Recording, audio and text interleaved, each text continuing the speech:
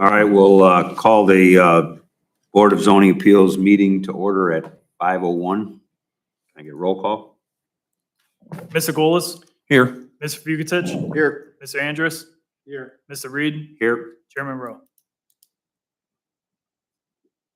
Okay, can I get a meeting minute motion from previous week? I'll make a motion to accept the previous meeting's minutes. I'll second. Roll call? Mr. Andrus, Yes. Mr. Fugitich, Yes. Mr. Golis, Yes. Mr. Reed, Yes.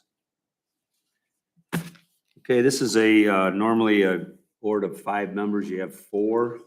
You'll need 3 yes votes to get your appeal passed. You do have the right to defer to the next month's meeting if you would like to do so. With that being said, we will call the first motion. When your motion's called, if you'll speak up, step up to the mic and give your name and address and sign in. First order is case W1705-23. Applicant is seeking relief from the requirement that no fence gate higher than 4 feet shall be erected within a required front yard per ordinance 069-2020, section 1155.01B related to fences. The applicant is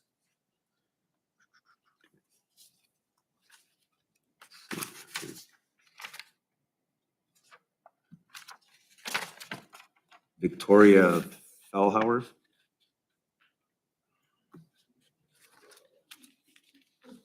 It's usually on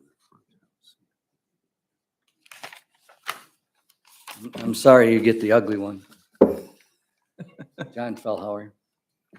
You want to give us a little background on your request? Yes, I installed a gate and didn't realize, honestly, at the time that it was going to be too high of a gate. And so we had one complaint about it. I can pass these pictures around.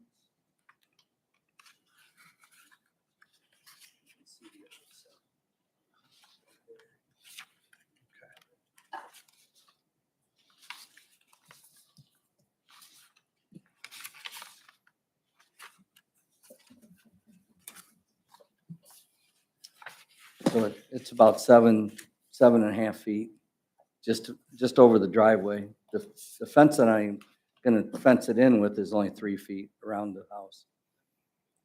That's not completed yet. All right.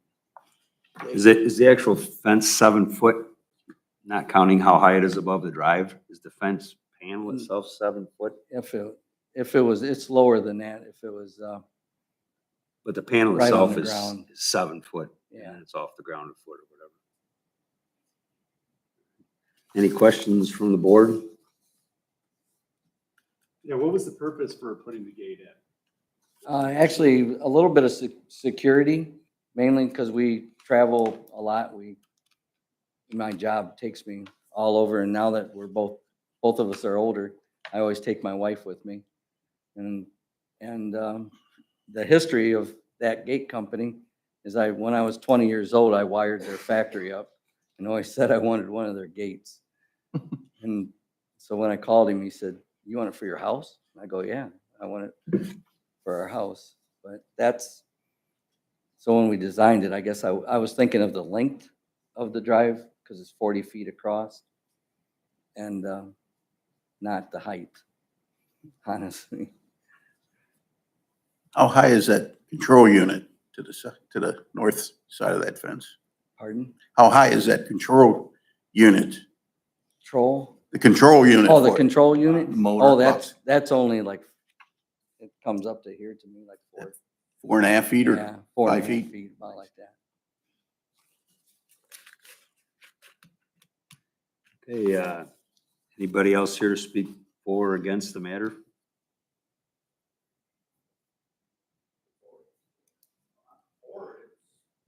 If Step you, up. yeah, you need to step up and sign in and, I'm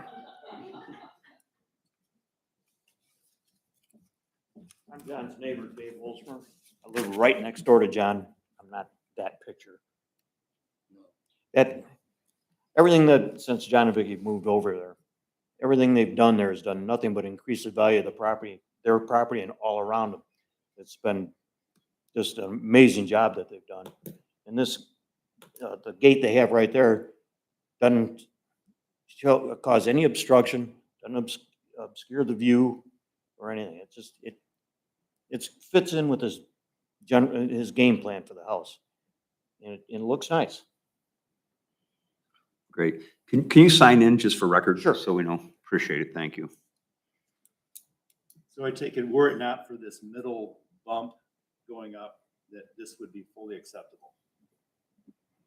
Correct. Our analysis is that since this is a dead-end street and the proposed automatic driveway gate does not present an obstruction issue, the proposed automatic driveway gate is curved along the top with a middle high point at 7.5 feet. Therefore, would not be in compliance with the fence ordinance. Anybody else here to speak for or against? My name is Jeremy Schaefer. I live across the street from him and at a diagonal angle. Just like our other neighbor, John, David stated, since John and Vicky have purchased the home, everything that they've done has been 100% improvement. It's increasing his property values. It's increasing the neighborhood's property values, our property values alike. The gate, granted, may be a little higher than what was anticipated. However, it's not obstructing any views from our side of the road and even walking down the road when the gate is opened and or closed. I mean, as you see, it's railing. There's no obstruction that's going to interfere with traffic or line of sight. So, you know, he keeps doing the work that he's doing. It's a beautiful home. It just keeps increasing all of our values. Thank you. Anyone else? With that, I'd entertain a motion. Mr. Chairman, I'll make a motion to accept W 1705-23 as submitted. I'll second. Roll call. Mr. Andrus, Yes. Mr. Golis, Yes. Ms. Vucich, Yes. Mr. Reed. Yes. You're all set. Thank you. Just a picture of the one neighbor that we would like to, you can pass that. Mhm. I'm just curious, does that swing or does it slide? Actually, the vertical lift, it'll be. Lifts up. Lift right up. Oh. And then this one, that other one will go into the property. Okay. But that's all the one we're gonna get. That's all the way it comes. I see. You Nice. You have a nice drone? Yeah. You can show that around. That's the person that complained. Yeah. In relationship. Well, it's- All right, next order of business is W That's sort of like mine. 1707-23, waiver of ordinance 269-2001, It used to be next to section the- 1127.02, related to front yard building setbacks. Location is 1546 Reswick Drive. The applicant owner is Daniel This one's me. Elgerin. If I said that correctly. You want to step up and make sure you're signed in and give us a little bit of background on your request? I'm signed in. Thank you for having me tonight. I live at 1546 Reswick. I do have a project that I'm doing in front of the house. I did submit plans through a contractor, through Lowe's, and they had an outside contractor do the design. The design was called for a 10x6. When I submitted it, the inspector denied it.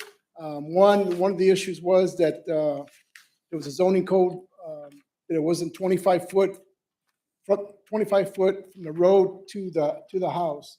The house was built in 1952. The zoning codes have changed dramatically. As you can see in the diagram there, that's what we're trying to do. So I proposed that we scaled it back still keep it 10 foot wide against the door and come out 5 foot. That would keep the steps on the inside of the galvanized fence, and there wouldn't be a safety hazard to the people walking or people stepping off the step. There's about 9 foot from the door to the sidewalk, and keeping it at least 7 foot.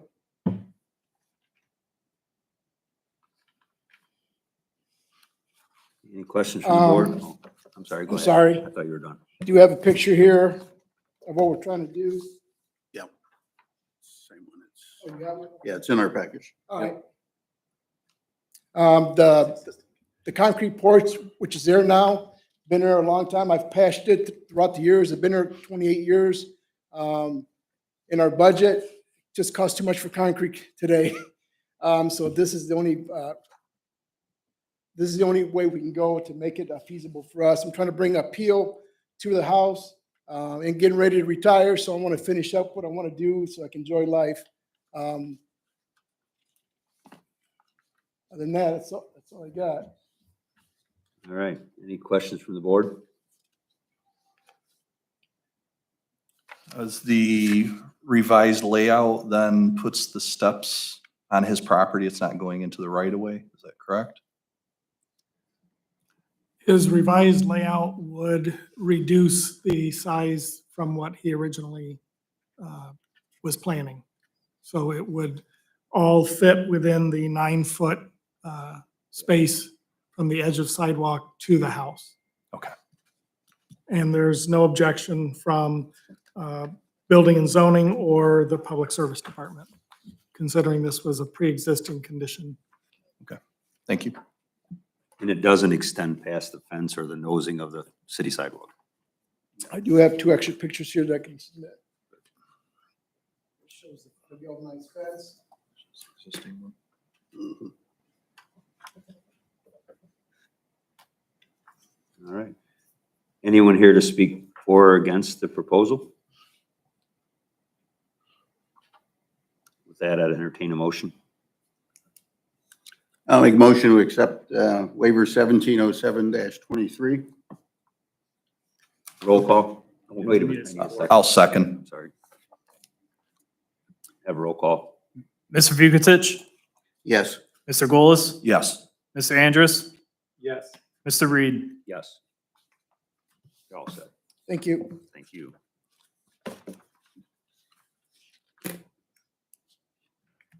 Next issue is W1708-23. Waiver of ordinance 0692020, section 115501D, related to accessory buildings. The location is 302 North Stadium Road. The applicant owners are Ronald and Nancy Vukitic. Step up and sign in and All signed state your in. name. Okay. There's some pictures at my location there of what property used to look like years ago. A couple years ago. I've seen it. Before they had, unfortunately, had a fire on the property. And my wife and I purchased the property so we wouldn't have to be looking at 25 years of garbage again. So as you can see, or if you've been past the property, it's pretty well cleaned up other than the non-conforming, if you want to call it a shed. It used to be I think a partial carport. And right now, whenever it rains, the water runs through it. And I just want to tear it down and put a small garage on it. And the reason I put the dimensions on there, so I can't possibly go in and put a 40 by 60 structure up and something that's way too big. It would be just a small garage conforming with the architecture of the area. And just clean up the last piece of garbage that's on the property, make it look better for the neighborhood. So the reason I'm here is I do not want to combine the lots and go through that legal hassle and leave it to my kids when my wife and I finally croak, at 74 years old. That would be easier for them to sell a buildable lot with a nice little garage on it. So I know the response from the building department was to combine the lots. I find that a little ironic that in the 25 years I fought to get it cleaned up, never happened. So that's all we want to do. Yes or no, it's up to you guys tonight. So that's the reason I don't want to combine the lots. Just want to leave them the way they are and let the kids handle it when I pass away with the least amount of problems. So, okay, that's it. And just out of curiosity, let's say that you did combine these two together and replace that shed with the garage. And then when the time came to, this is more of a question for you guys, the time came for you to do an official split. And would the city allow him to split this, or his family to split this off with a structure on it? Or would they run into the same roadblock? I believe we indicated that upon receipt of building plans for a second main structure or a primary structure on that lot, then we would permit the resplit of the property. Otherwise, it is establishing a precedent of building accessory structures on a vacant lot without a primary structure. And I believe in the past, maybe one other item, we've just put the stipulation of a year, which might be city code, I'm not sure. But in other words, the structure had to be removed within 1 year if a building wasn't put on it, if the lot was split. If you even gave the split back with the structure on there. Any other questions from the board? Well, if that was the case, why wasn't it torn down prior to me buying it? Don't know that. Do you know what the rules say when a lot is vacated due to fire and then rebought? So basically, right now, it's a separate lot with no permanent residence on it with a building. Where does that? The lie? existing structure would just be existing non-conforming. There's not a requirement to rebuild. But there's not a requirement to demolish the structure because there's not a dwelling on it? Correct, because it is pre-existing non-conforming. Now, if you were to replace it, then it would have to meet the current regulations in the zoning code. So if a tornado came along and mysteriously wiped that shed out, would they allow him to rebuild it? Probably no. That would be No, my because answer. that would then have to conform to the current zoning ordinance. I think probably the reason the shed was left was because if it was in decent condition, it actually adds value to the property. So instead of removing it, they leave it. See, legally, I can't even alter, can't do any alterations on it or even fix it.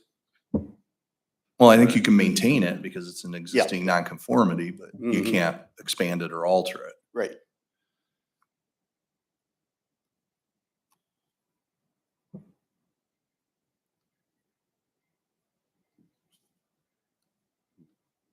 Is that it for you guys, question wise? I think so. Is there anybody else here to speak for or against the matter? Steve, do you want to talk about the city's input recommendation? Building and Zoning Department objects to the request as submitted. However, the Building and Zoning Department would have no objections to the request provided the applicant combines the two parcels into one. Once the parcels are combined, the request would comply with the zoning code. Upon receipt of building plans for a second main structure on the combined lot, the property would need to be split.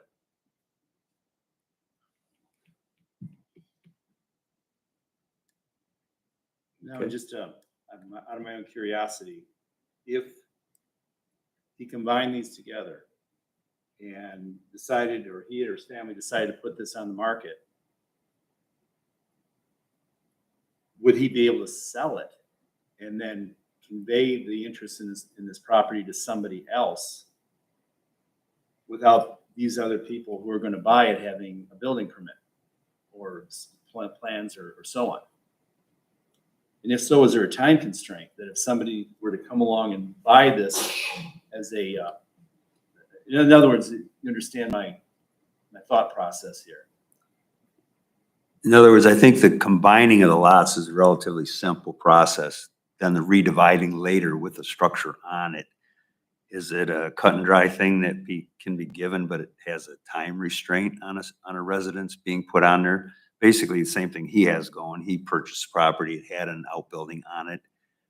Due to a different circumstances, a fire, but it's still the same basic circumstance. He acquired the lot, he owns the lot, there's an outbuilding on it, there's no residence on it. How does the language write to where if he combines it, does what he wants to do, splits it to sell it? Is there any written time frame to sell it? It's pretty kind of a gray area. In other words, if somebody's interested in buying it, Or does, do these people have to come to the table with a builder, building permit, plans in order for the split to be approved? I think you have 1 year. Otherwise, you would have to remove the non-conforming structure. so if you, when he would go to resplit it, then that would be put into the language. If you do split it, you have X amount of time after purchase, transfer of title, whatever, to either build or remove the building. Is that the only way? Yeah. Or recombine it, I would get, I don't know, or the combination wouldn't go through at all. I think that would be the language that would be put forth by this board if that is a And I stipulation. don't believe you we want do to put on it. splits. We don't do lot splits. That would be. No, but I think that if he applied for a lot split, he would have to come here because there would be an accessory structure with no main structure, right? Correct. Yes, And so then we could put the condition on it that, just like we did before, 12 months to have a building on there, a main building. Now, if we allow this garage to be built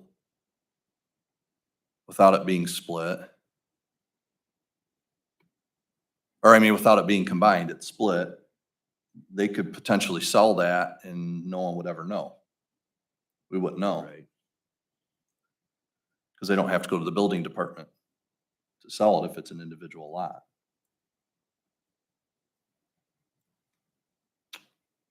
You already got a piece of junk sitting on it.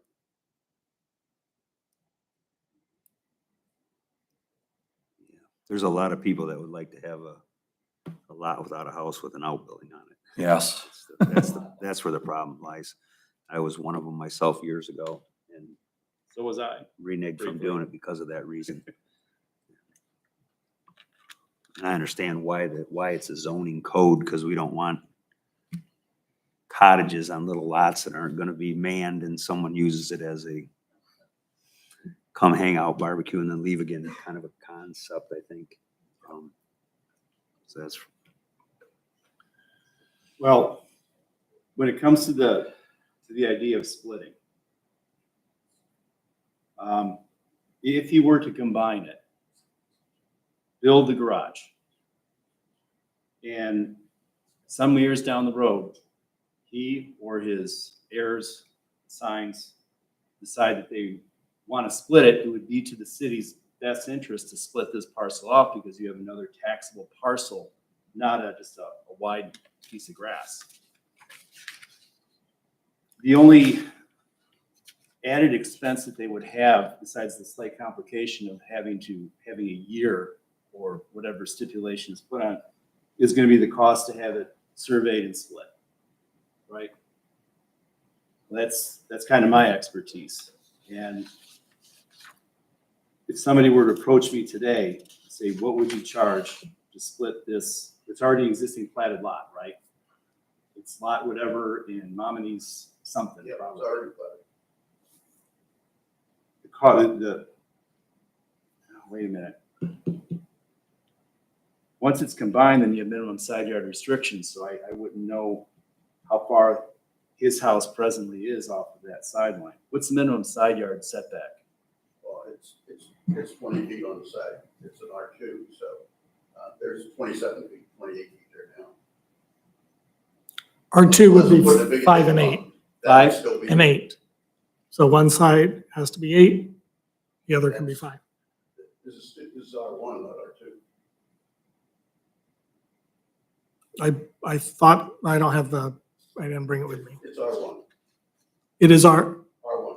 okay. So it would be 5 feet. 20 It'll be 20 feet. 2020 if it's R1. 2020. Yeah, that would be a difficulty then, because I'm just looking at Aries here, which I don't trust Aries as far as I could throw it, but it doesn't look like there's 20 feet there right now. There is. There is? Not on the south line. South home is probably 2 feet off the line.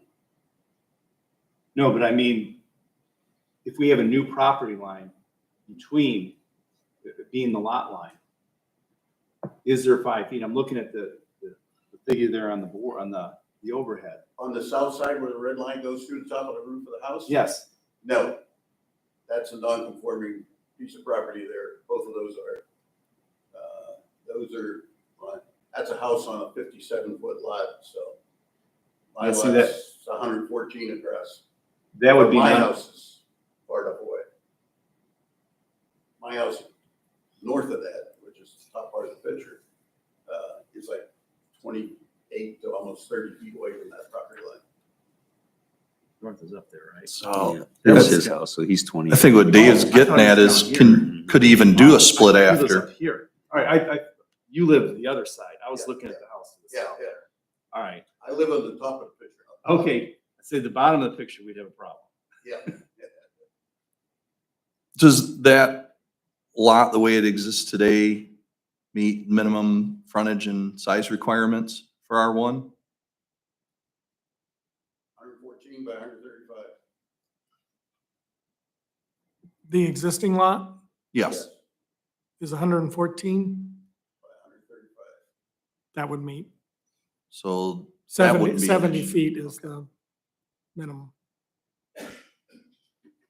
So there really is nothing that would prevent them from splitting it off in the future then? Correct. And for somebody called me, estimate to split this lot off, it'd probably be around $1,000. I'm a little familiar with the area, a little bit.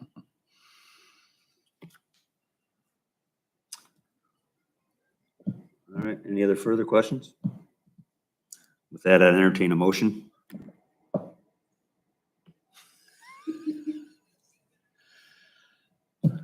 I will move that we reject the variance as requested. Then there's no need for a vote. Oh, you still have to Oh, yeah, we vote. still got to vote. That's just a motion. Oh, then I'll support. Roll call. Mr. Golis, I should have probably rephrased that, right? Because now we're gonna get into, Make a can I motion. remove my motion, please, and restate it? Yep. Okay, I'd like to motion that we accept the variance as requested. Support. Roll call. Mr. Golis, No. Mr. Andrews,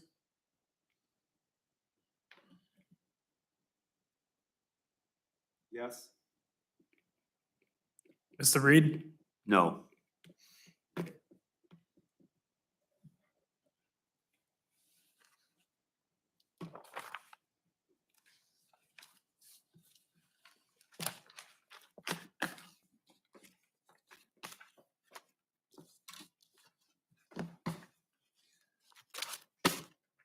With that, I'll read.